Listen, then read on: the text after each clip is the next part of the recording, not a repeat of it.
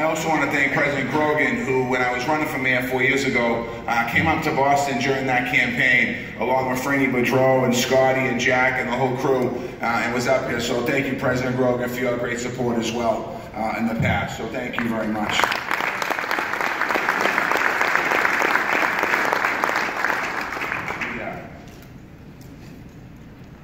I have notes, which I'm going to get rid of now in a second.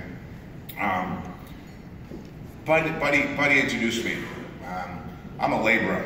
My father came from Ireland in the 50s, joined the Laborers Union, Local 223. As I was growing up, I grew up in a family that we talked about the labor movement in every single day. My Uncle Pat ran for executive board along with my father. My Uncle Pat became the financial secretary and treasurer of that local. He became the business manager of that local. He was the business manager for about 20 years. My cousin's currently the business manager of that local. I joined the Laborers Union back in 1988. My union book's in my pocket right here, and it's paid up to date because I know exactly where I came from. I come from the building trades. Everything I have in my life is because of the building trades.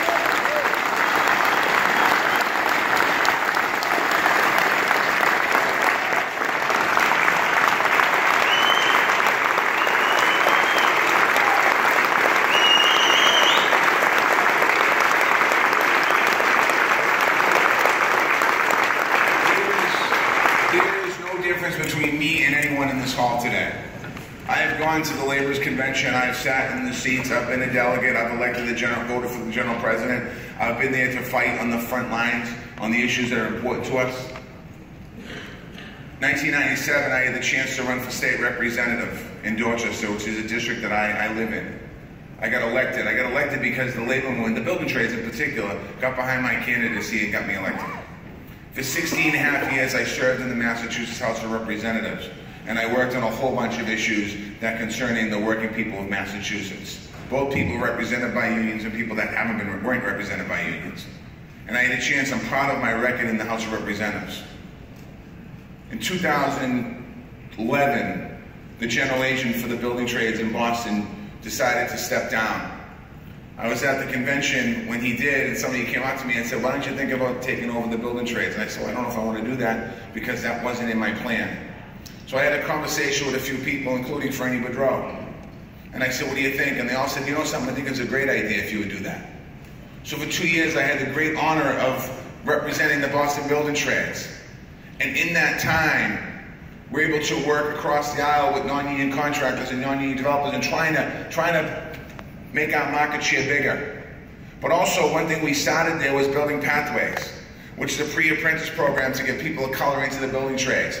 Because as you know, that's a movement that's happening around the country to give people opportunities. And one of the first local unions to step up and say, we're ready to go, is Local 6 in Boston. You're Local 6. And it was important because we were able to move along.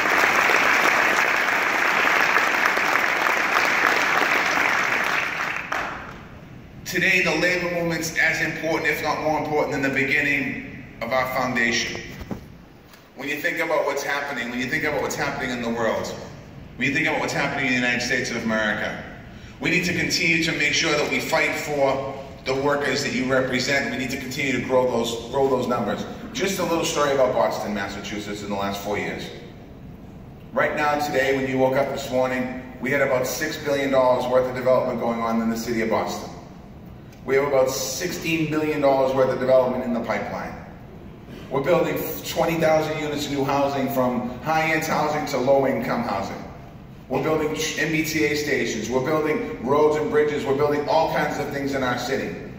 And it's important because the people that work on that job need to make sure that they get represented by people like you that make sure that their benefits and wages are there. I say this all the time when I go to a retirement party. I talk about the retirees. And I tell the younger members, like I tell most of you in this room, it's not us. We didn't wake up one day and all of a sudden have the benefits and the wages and the health care and the pension and the annuity and all the things we have. It's the people that came before us that got those benefits for us. And it's something we can't forget.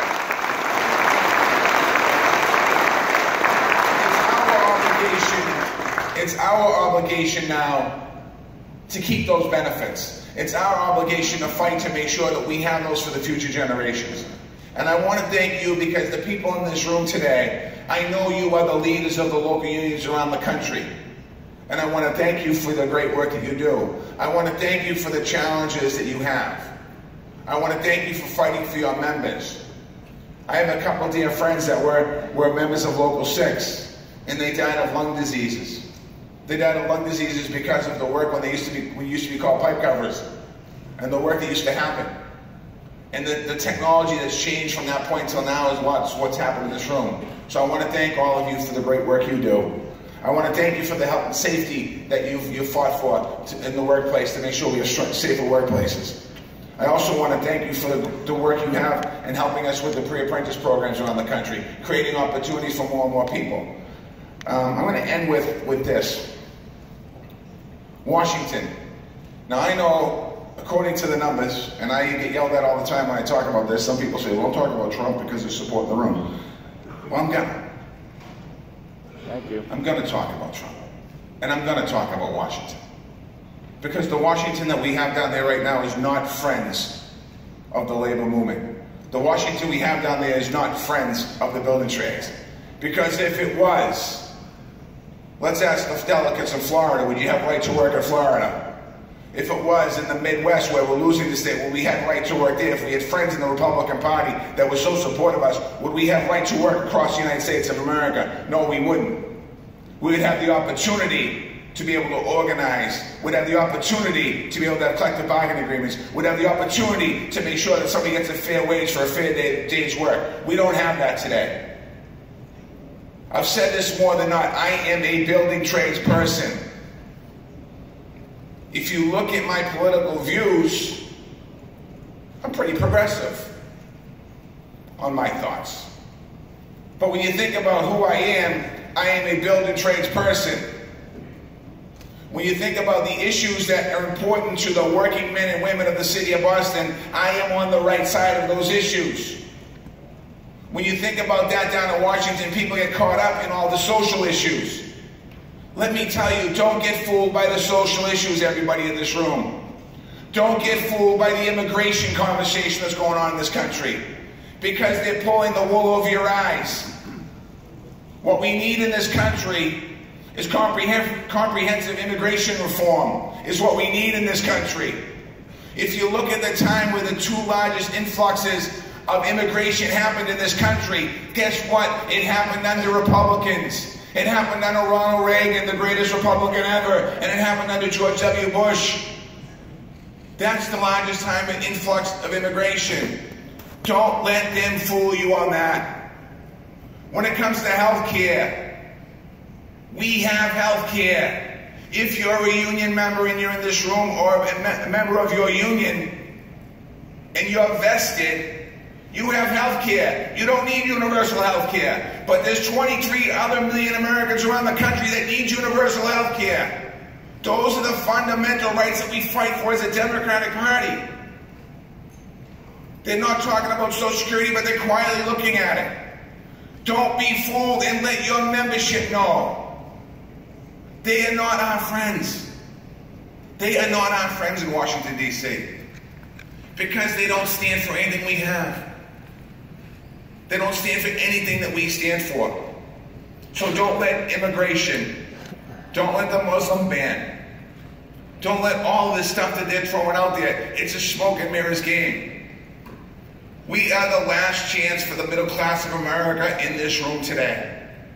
The labor movement is the last chance for middle class America.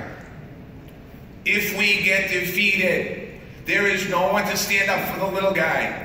There is no one to stand up for the working men and women in this country. We are that hope.